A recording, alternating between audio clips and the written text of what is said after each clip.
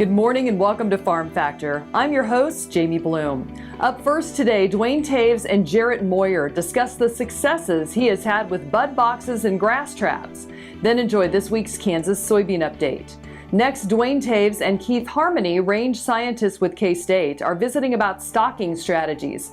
Then if you're an Angus producer and want to wear that brand on your barn, you can find out how. Finally, we'll end with Plain Talk featuring Kyle and Duane. Stay with us.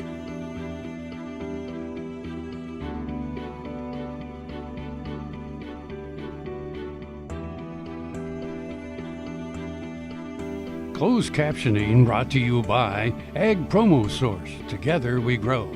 Learn more at agpromosource.com. This segment brought to you by Kansas Grain Sorghum. Growers working together. Find out more at kansasgrainsorghum.org. Welcome to Farm Factor. Let's join Duane Towes as he visits with Jaret Moyer about the successes he has had with bud boxes and grass traps on his ranch. Duane Towes joining you once again here on Ag AM in Kansas, and a chance to catch up with Jaret Moyer and talk a little bit about your beef cattle operation, Jaret. The family has fed cattle and been in the beef cattle business for a long time, but some of the interesting things that evolve over time is some of the cattle handling systems, and you've kind of settled on one that works pretty well for you guys. Duane, thanks for being here and glad to have you with me. Yes, we're excited, and we've been using it for a long time. It's a pretty, sometimes revisiting simple designs will achieve some good things, but it's using what many people call a bud box, and which is just simply trying to utilize the cattle's natural behavior. Anybody that's ever tried to move cattle, a lot of times know when you come up against resistance, the first thing they want to do is come right back over the top of you. So we're trying to utilize that in the fact that you bring them into that enclosure with an open gate where they can see daylight on the far end. They reach that, and of course their instinct is to say, we don't want to go here, we got to go back. And so it's controlling that interaction between you and the cattle for them to come back and fill the alleyway in a very simple, constructed way to handle the cattle. We think about there's a lot of reasons why. One, it ends up reducing fatigue on the producer, but ultimately it reduces stress on cattle as well. It does. Anytime you can use their natural instincts and just that pressure and release of pressure for them to do the right things, it makes my day better and theirs as well. There's also good research to show that some of the vaccinations and procedures you're doing while you're having them in through those facilities will actually work better over the time of their life. We think about, it's kind of an old concept, but sometimes you got to slow down to speed up is something that gets said often. It is. You don't want to quote that Ricky Bobby saying, but, going fast is sometimes going slow. But with livestock, that's a lot of times the case, that if you handle them slow and easy, they'll actually move through your facilities better, faster, and let you and your people be more efficient. Let's talk a little bit about another aspect of your facility and the ranch operation there, that some grass traps in your feeding facilities, instead of just a strictly confinement operation when we bring cattle in, has some added benefit as well. One thing that we've tried to incorporate is, besides just our dry lot pens, which would be very common in a backgrounding type situation, is what we call or refer to as a grass trap. That's simply a small 15 to 25 acre pasture where we can hold about a half a semi-load of cattle. Is how we work our stocking on those. They also have fence line bunks where we're supplementing feeding those. So yes, you are trying to utilize the grass as some of your forage, probably somewhere around 15 to 20%. But really what it is to let those cattle, especially in our case, high-risk southeastern calves, get out, stretch their legs, put their head down, graze, and we've just found tremendous health benefits on the cattle, seeing less mortality, less morbidity on those calves that we can handle through the grass traps. Our thanks to Jaret Moyer joining us here on Ag AM in Kansas. Jamie, we'll send it back to you. Thanks, Duane. Folks, come back after these messages for this week's Kansas Soybean Update.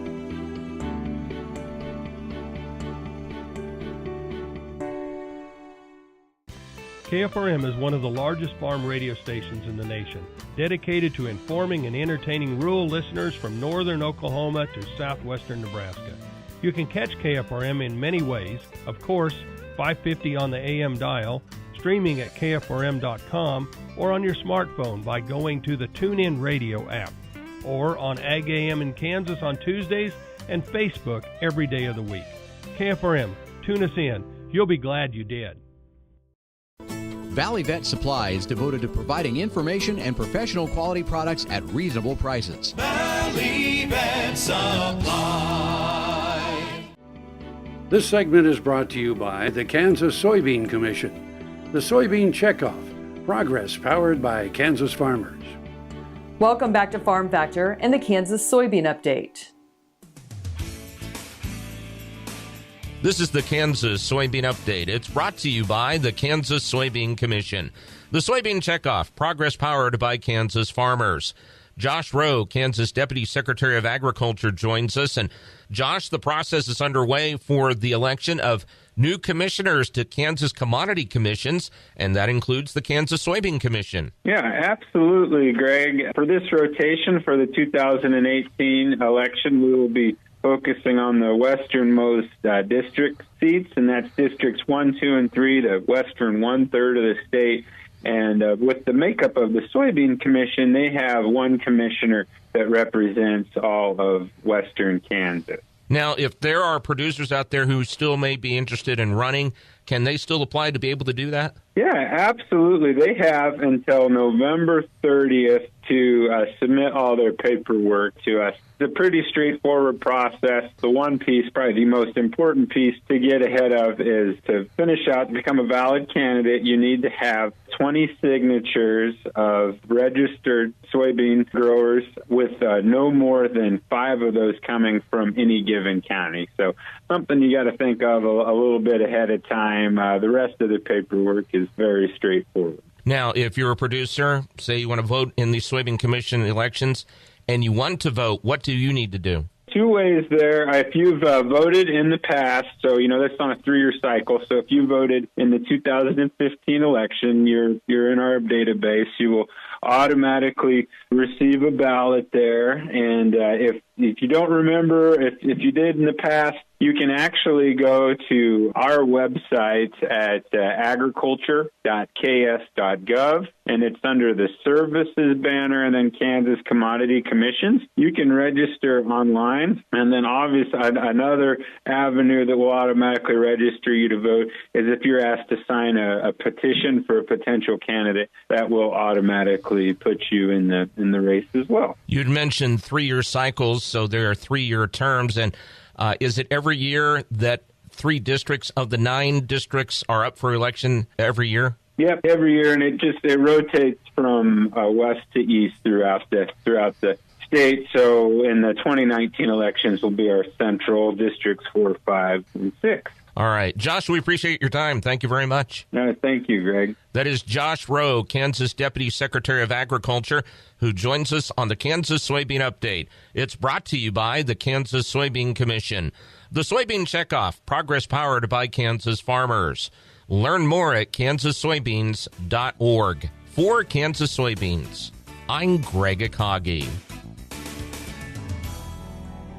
Hope you enjoyed this week's Kansas Soybean Update. Stay with us after the break for more with Duane and Keith Harmoney with K-State discussing research into stocking rates for cattle.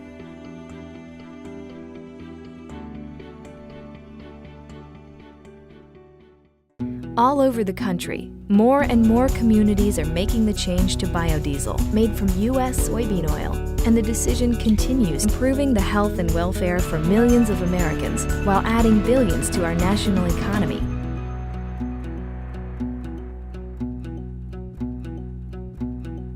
What does a brighter, more sustainable future look like in our cities and towns, and how do we get there?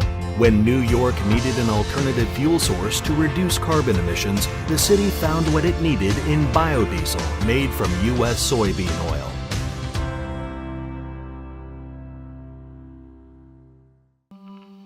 What if U.S. soybean meal were more than a commodity?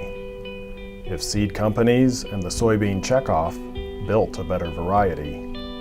That future is here. The time is now. To meet end-user demands, the soybean checkoff is investing in the compositional quality of soybeans, including meal. A message from the Kansas Soybean Commission, the Soybean Checkoff, progress powered by Kansas farmers. Ag Promo Source is a unique group of marketing specialists with one mission: help your ag business grow. Each affiliate has their own area of expertise, and they work together to bring you advice, products, and services. To get started, visit agpromosource.com. Ag Promo Source, together we grow. This segment brought to you by Sure Crop, liquid crop nutrition delivered right to your farm. We're back. Now Duane Towes and Keith Harmoney discuss his current research at the K-State Research Center in Hays. Duane Towes joining you once again on Ag AM in Kansas, and a chance to catch up with Keith Harmoney and talk a little bit about grazing and stocker cattle and beef cattle operations. Certainly grazing a big part of the summer months, but it can be more than that, Keith. And I know you've looked at some different strategies that producers maybe should be looking at. Yeah, one of the things that we've been studying at the Hays Research Center, the Western Kansas Ag Research Center at Hays, is a modified intensive early stocking system for stocker animals. And basically what that system has entailed is a combination of both intensive early double stocking and season long stocking to try to capitalize on the benefits of both of those stocking strategies. So we're stocking animals at a 1.6x rate early in the season. So we have animals out on pasture when the forage tends to be highest in quality. We're removing the heaviest animals off those pastures at mid-season, and then we're leaving a typical 1x rate late in the season with lighter weight calves so that they can utilize their selective ability to be able to select the most nutritious plants and plant parts to be able to have adequate gains during the late season to put on more weight. We think about the realities of today that we really need to get all we can in terms of profitability per acre. That has to require sometimes some changes and some flexibility. Well, we did look at net return with this system to go along with production per acre. We were able to improve production per acre each year on average 26% with a 23% increase in stocking rate. So we're very efficient at converting our stocking rate increase to production increase.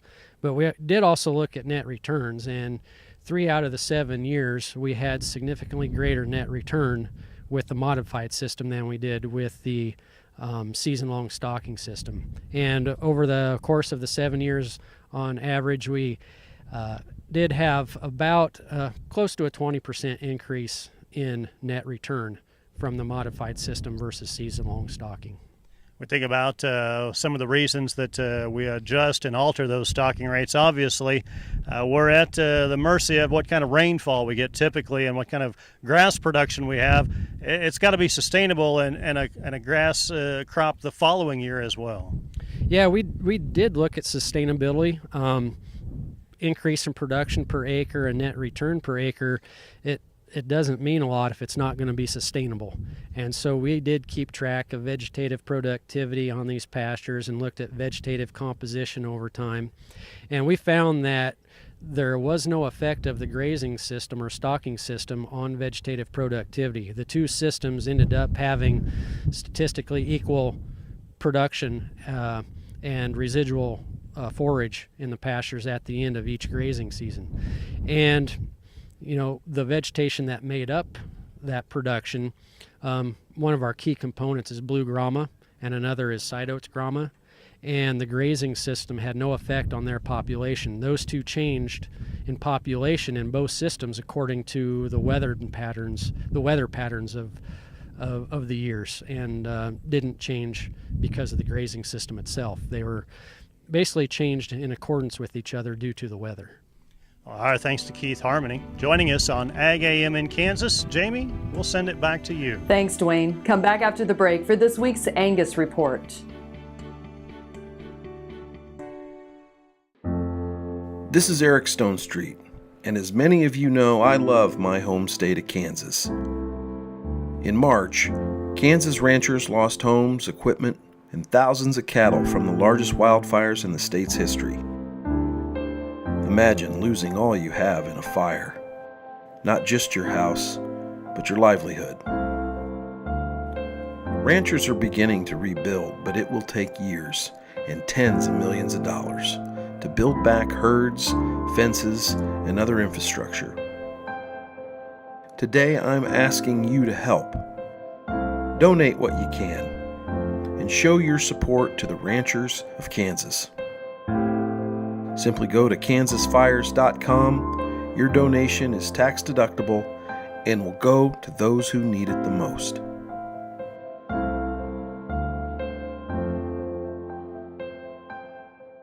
As fourth-generation farmers themselves, Heinen Brothers Ag Service understands the risk and rewards of farming. So when it comes to quality aerial and ground application, fertilizer, ag chemicals, and anhydrous ammonia, call Heinen Brothers Ag today, 800-760-4964.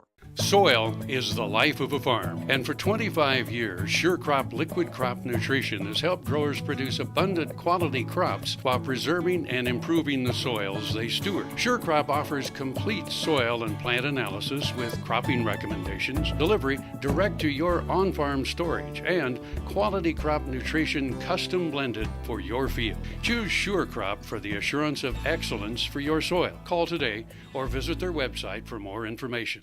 This segment brought to you by Kansas Farm Bureau, the voice of agriculture. To join today or more information, go to kfb.org or find us on Facebook and Twitter. Welcome back to Farm Factor and this week's Angus Report. Celebrating 40 years of success calls for something big, maybe as big as a barn. Well, we're so excited to celebrate the 40th anniversary of the Certified Angus Beef brand. We're actually going to take to the road and go cross-country with barn painter and artist Scott Hagan, who has painted over 600 barns across this great country, and paint the Certified Angus Beef brand logo on barns. It'll be a beautiful sight. Over the next year, the brand and artist Scott Hagan will visit 40 ranching communities to brand 40 different barns with the CAB logo. But they need help from Angus ranchers. So if producers have a barn that they feel is a good candidate, we want to hear from you. The Certified Angus Beef official logo is meant for beef products, but for this anniversary campaign, it'll be put on display at Angus farms and ranches across the country. It'll be a neat way to kind of pay homage to the ranching partners, and yet we'll have opportunity as well to tie in some of the end users and communities where we can make that work. While the brand looks for ranching partners to nominate their barns, the first barn painting is set to begin this coming January. We're going to have a variety of barns, ideally some that are in high traffic areas that are wooden is preferred just from an ease of painting standpoint, and certainly we want folks in the community to be able to see the logo and to be excited that the brand is going to be prominent in that community. Over the course of 40 years, the brand has made its mark on the beef industry. Now, it seems fitting CAB is headed back to where the brand started and where all its supply begins today, the Angus Ranch. 40th is a fantastic milestone. It really signifies just the staying power, the longevity. You look at so many brands in this industry that have come and gone, and Certified Angus Beef as the first brand of beef has stood the test of time. It's just a true testimony to the ranching families that support this brand and ultimately provide product, as well as all the end users, certainly domestically and across the globe, that are committed to providing the highest quality beef. So we are tremendously excited. Visit CertifiedAngusBeef.com/brandthebarn to nominate your barn or a barn in your area. The deadline to submit nominations is December 1st. I'm Bob Cervera. Stay with us. We'll be back after the break with Plain Talk. I'm Scott Thellman, and this is Juniper Hill Farms. Even though my parents weren't farmers, they bought this beautiful farm north of Lawrence in 1999. In 2010, I started growing vegetables on this land. Today, Juniper Hill Farms sells produce to wholesalers, grocers, and restaurants, and is focused on growing high-quality food that everyone can afford. Watch my story and the stories of other young Kansas food producers at KansasLivingMagazine.com/meetafarmer. Are your cows practical or profitable? If you want them to be both, then come to the Dale Banks Angus Bull Sale Saturday, November 18th near Eureka, Kansas. Selling 130 hard-working, balanced straight bulls developed in the rugged Flint Hills. For 113 years, the Perriers have been providing practical, profitable genetics to cattlemen nationwide. Join us November 18th or bid online at liveauctions.tv. Call the Perriers at 620-583-4305 or dalebanks.com. Bill Rischel here in North Platte told me about Kansas Regenerative Medicine, and after talking to Dr. Pope, we did a lot of reading and researching, looking on the internet about it. I guess the thing that impressed me is that he told me, he said, if we don't think it's going to help you, we're not going to do it. I'm a former athlete, played college basketball, had some severe trauma on the right ankle. This brace is what I had to wear all the time. Now I don't wear this during the day. That's a real improvement for me. I encourage anybody that's interested to go down and do a consultation with them. This segment brought to you by Kansas Corn. Learn more at kscorn.com. Welcome back. Now let's see what Kyle and Duane are up to on Plain Talk. Hi, this is Kyle Bauer with Plain Talk with Duane Allen Toews. I almost feel like I'm in grammar school or in trouble with my mother. Uh-huh. Your fact or fiction question of the day, Kyle Bauer. Speaking of in trouble, in the court of law, the German Shepherd is the only dog that can actually present evidence. Fact or fiction? Oh, that can't be true. I'll go with fiction. It is fiction. It's the bloodhound. Oh, sure. Bloodhound evidence. Huh. Evidence involving a bloodhound. The only animal whose evidence is admissible in court. So when they're having the drug-sniffing dogs, that basically doesn't mean anything that the dog doesn't have to go to court. Right. Whereas if a bloodhound were to, quote, identify a suspect. Do you remember that time? Weren't you with me when we were in Denver at the cattlemen's meeting and the president was going to speak? President Bush. Were you in the group with me where we had put all of our equipment in the middle of the room and stood around it, and the dogs They walked took the through dogs it? around and through and sniffed all the everybody, bags. and then they opened a door and all of us could go Then in. we went in at well, once. I was in the middle of taping, I think, this show. Ah. And I was in the middle of taping a show anyway, called back here, and everybody else walked in. Right. So I was just continued to stand in the room. Everybody picked up their equipment, went on in. Well, the dog, all of a sudden, it's like, what's that old boy over there He doing? just makes a beeline right for me, and it's like, oh my gosh. It's like here on live radio, I am going to either be attacked by the German Shepherd or pointed out as either having an explosive or having some drugs or something. So I assume they were explosive dogs. Yeah, I suspect. But they he were just came sniffing. over, Checked gave me you a good out. sniff, and walked on. It's like, oh. Well, that's probably not the first time a dog gave you a good sniff. No, not at all. I consider it a compliment. So the workforce in the state of Kansas, got any idea how many people work in the state of Kansas? No, my ignorance will show badly. Well, on do you know this. about what the population is of the state of Kansas? No, I'm terrible. Oh, with okay. numbers. Well, it's just under 3 million. It's 3 about million. 2.8 or 2.9 million. So the workforce has got to be about like workforce. If there's people, a little over 1 million people. 1.4 million. Okay.